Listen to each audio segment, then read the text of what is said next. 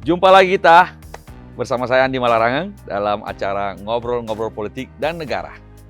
Dan kali ini saya ingin membahas opsi-opsi Pak Muldoko CS pasca penolakan Menteri Hukum dan HAM.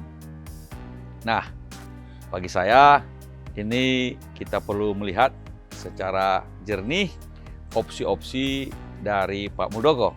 Menurut saya, opsi Pak Muldoko ada 3.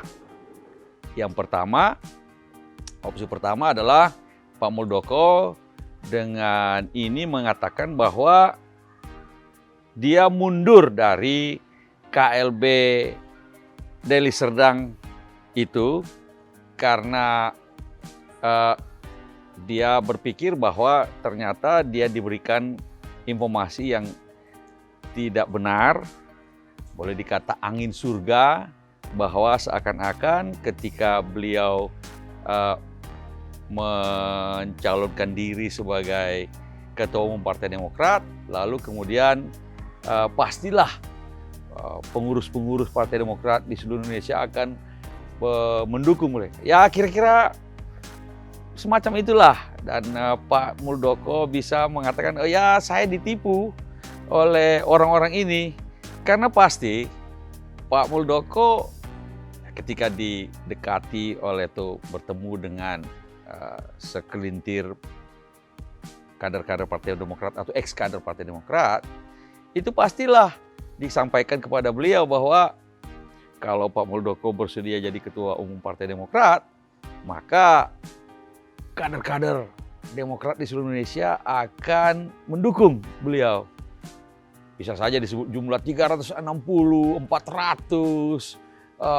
ketua DPC, DPD segera akan mendukung Pak Muldoko. Dan kenyataannya kan ternyata tidak. Jadi Pak Muldoko bisa saja mengklaim saya ditipu oleh orang-orang ini.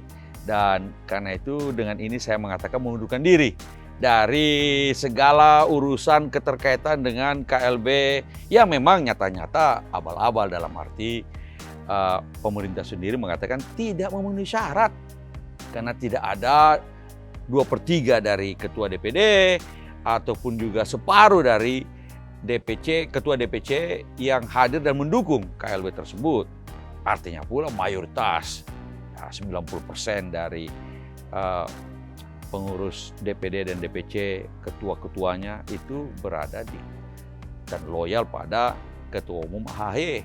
Nah, itu bisa jadi alasan exit strategi bagi Pak Muldoko untuk mengundurkan diri dari KLB abal-abal itu. Nah, itu satu opsi.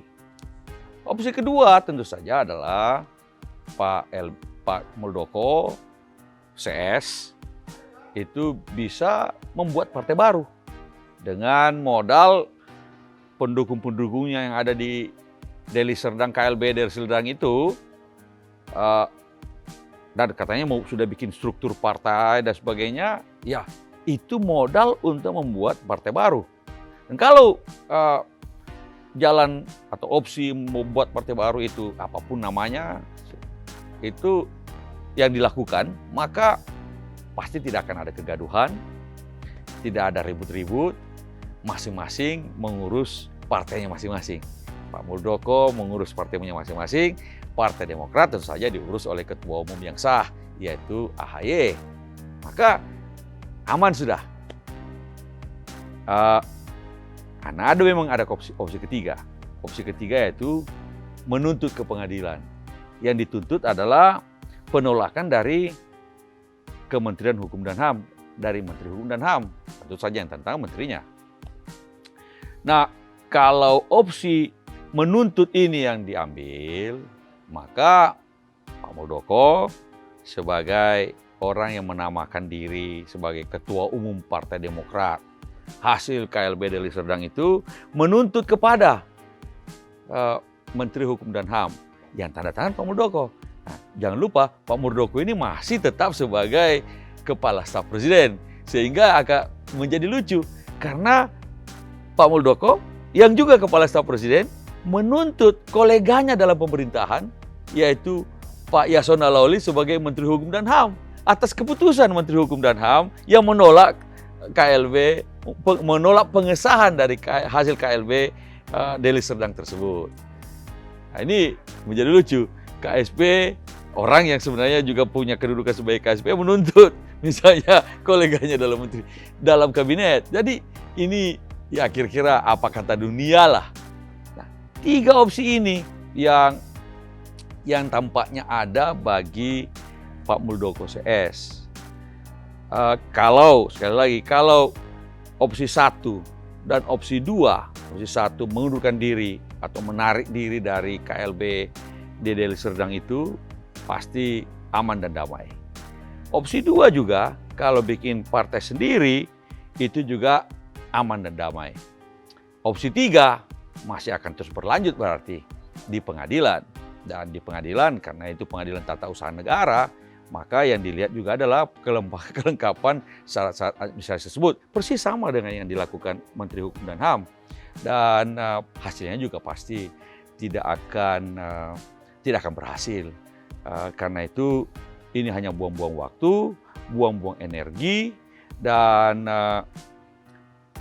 ya membuat kegaduhan-kegaduhan yang tidak perlu di negeri ini ketika kita sedang melakukan atau sudah fokus pada pandemi ini. Lagi pula, ini pasti akan bikin repot Pak Muldoko sendiri. Bagaimanapun beliau tetap punya posisi sebagai Kepala Staf Presiden. Nah, sebagai Kepala Staf Presiden ini, apa ia bisa disambi dengan menjadi atau dengan terus berkonflik secara hukum, ya, di pengadilan dengan segala kegaduhannya, sembari terus menjabat sebagai KSP. Nah, mungkin bagi saya yang terbaik, saran saya yang terbaik, mudah-mudahan beliau mau mendengar, tapi bagaimanapun sebagai saran adalah opsi 1 atau opsi 2. Dan itu pasti aman dan damai. Kita bisa melanjutkan kehidupan kita masing-masing. Partai Demokrat di bawah pimpinan AHY bisa melakukan konsolidasi partainya, Pak Muldoko bisa melakukan konsolidasi partainya, atau fokus pada tugasnya sebagai Kepala Staf Presiden yang pasti juga berat dan juga membutuhkan tenaga dan pikiran secara full time. So, itu yang menjadi 3 opsi Pak Muldoko CS. Mana yang dipilih terpulang kepada beliau sendiri. Demikian, sampai jumpa lagi di lain kesempatan.